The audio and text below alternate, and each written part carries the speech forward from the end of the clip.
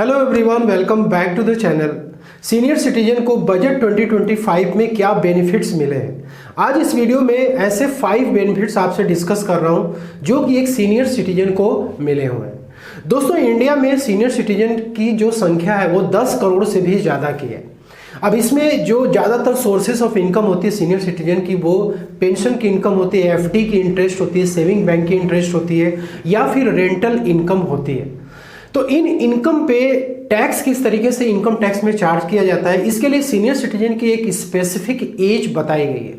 सबसे पहला व्यक्ति वो है जिसकी 60 ईयर्स या उससे ज़्यादा, वो सीनियर सिटीजन माना जाएगा। दूसरा ये है कि यदि आपकी एज 80 ईयर्स या उससे ज़्यादा है तो आप सीनियर सिटीजन काउंट किए जाएंगे। और थर्ड यहाँ पे सेक्शन 194P की, जिसमें कि आपकी एज 75 ईयर्स है तो आपको अपनी इनकम टैक्स रिटर्न खुद से नहीं फाइल करनी है। आपकी ITR वो बैंक फाइल करेगा जहाँ पर कि आपकी FD की इंटरेस्ट, सेविंग बैंक की इंटरेस्ट या फिर पेंशन की इनकम आ रही है। तो इन्हीं 3 कैटेगरी के अनुसार आपकी इनकम पे टैक्स लगाया जाता है। तो सीनियर सिटीजन को जो सबसे पहली बेनिफिट मिले वो है इनकम टैक्स रिटर्न फाइलिंग की। ज़्यादातर सीनियर सिटीजन टैक्स कंप्लायंस से, ITR फाइलिंग से दूर रहना चाहते हैं। तो दोस्तों, यहाँ पर यदि आपको pension, FD, saving bank interest या फिर रेंटल इनकम कुल मिला करके यदि आपको मंथली 35,000 रुपीज पर मंथ की इनकम हो रही है और 1 ईयर में यदि आपकी इनकम 4 लाख तक होती है तो आपको इनकम टैक्स रिटर्न फाइल नहीं करना है। और ये जो चेंजेस है ये न्यू टैक्स रेजिम में है। पहले क्या था कि 3 लाख तक आपकी इनकम होती थी तो आपको ITR फाइल करना मैंडेटरी नहीं होता था, लेकिन इस बजट में ये लिमिट जो बढ़ा करके 4 लाख तक कर दी गई है। इसके बाद सेकेंड बेनिफिट है कि यदि आपकी इनकम 4 लाख से लेकर के 12 लाख के बीच में है तो आपको इनकम टैक्स रिटर्न तो फाइल करना पड़ेगा, लेकिन जो टैक्स इस पे बनेगा उस पे आपको 1 रुपये का भी टैक्स नहीं देना है। क्यों नहीं देना है? क्योंकि इस पे आपकी टैक्स बनेगी, मान लीजिए आप 12 लाख तक पूरे 1 साल में आप इनकम करते हैं इन सारे सोर्सेस से, तो आपको 60,000 रुपीज़ का यहाँ पे क्या मिलता है? टैक्स रिबेट मिलता है 87A में। इसके वजह से आपकी टैक्स लायबिलिटी क्या हो जाती है?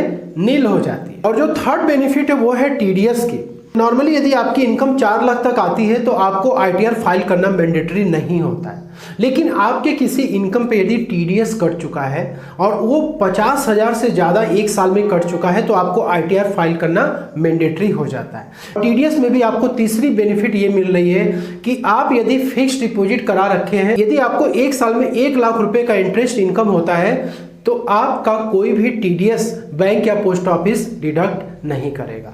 1 लाख के ऊपर यदि आपका जाता है इंटरेस्ट इनकम FD से तो फिर वहां पे 10% के रेट से TDS डिडक्ट होगा सेक्शन 194A में, और आपको अपनी FD की जो इंटरेस्ट है उसको आपको अपने इनकम टैक्स रिटर्न में शो करना पड़ेगा। पहले सीनियर सिटीजन यदि 6 से लेकर 7 लाख तक के बीच में FD कराते थे तो उनका TDS डिडक्ट हो जाता था, लेकिन अब क्या है कि ये लिमिट बढ़ चुकी है। आप यदि 10 से लेकर 12 लाख तक के बीच में यदि FD आप कराएंगे तो उस केस में आपका TDS बैंक नहीं काटेगा। ये एक बड़ा बेनिफिट जो कि एक सीनियर सिटीजन को मिलेगा। तो यहाँ पर सीनियर सिटीजन के लिए फ़ायदा ये हो जाएगा कि वो TDS से भी बच जाएगा, और इनकम टैक्स रिटर्न यदि वो फाइल करते भी हैं तो उनको वहाँ पर टैक्स की बेनिफिट भी मिल जाएगी। और इसके बाद नेक्स्ट बेनिफिट है वो है रेंटल इनकम की।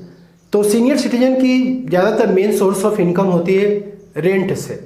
प्रॉपर्टी को यदि आपने रेंट पे दिया हुआ है तो प्रॉपर्टी से होने वाले रेंटल इनकम पे TDS जो डिडक्ट होता था वो होता था सेक्शन 194I में @10%।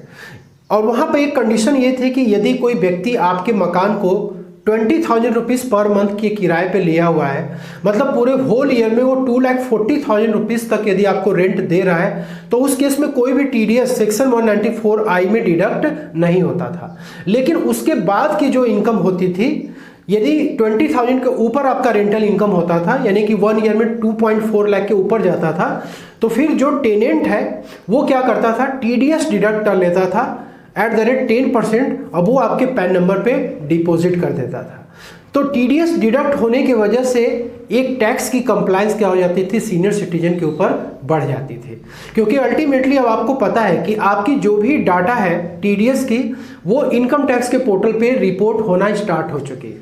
यदि आप अपनी इनकम को हाइड करते हैं या इनकम टैक्स रिटर्न फाइल नहीं करते हैं तो वहां पे इनकम टैक्स की नोटिस आने के पूरे चांसेस अब जो है बढ़ते जा रहे हैं। तो यहां पर सीनियर सिटीजन की जो टैक्स की कंप्लायंस थी वो बढ़ती जा रही थी। अब इस बजट में इस लिमिट को चेंज कर दिया गया। लिमिट क्या है कि यदि कोई बिजनेस क्लास का पर्सन, ठीक है, आपके मकान को किराए पर यदि ले रखा है और 50,000 रुपीज यदि आपको वो रेंट का पेमेंट कर रहा है, मतलब एक साल में 6 लाख रुपए का पेमेंट कर रहा है, तो उस केस में कोई भी टीडीएस अब डिडक्ट नहीं होगा। इसके बाद नेक्स्ट यहाँ पे है बेनिफिट, वो है सीनियर सिटीजन सेविंग अकाउंट। इस पे जो भी आपकी प्रिंसिपल अमाउंट होती थी या इंटरेस्ट जो भी अर्न करते थे, जब आप पैसे को विड्रॉ करते थे तो उस केस में आपको टैक्स का पेमेंट करना होता था। लेकिन अभी क्या है, गवर्नमेंट ने अनाउंस कर दिया है कि आप यदि सीनियर सिटीजन सेविंग अकाउंट से कोई भी पैसा यदि आप विड्रॉ करते हैं तो अब इसको टैक्स फ्री कर दिया गया। आपका ना तो इंटरेस्ट पे टैक्स लगेगा और ना ही प्रिंसिपल अमाउंट पे लगेगा।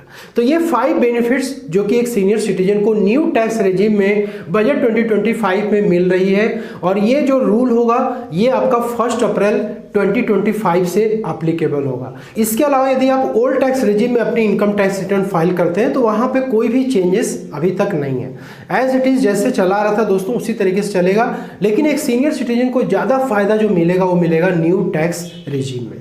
आपको 12 लाख तक की बेनिफिट मिल रही है, तो आपको डेफिनेटली न्यू टैक्स रेजिम में जाना चाहिए। अभी के लिए इस वीडियो में इतना ही। वीडियो अच्छी लगी तो लाइक शेयर जरूर करिएगा।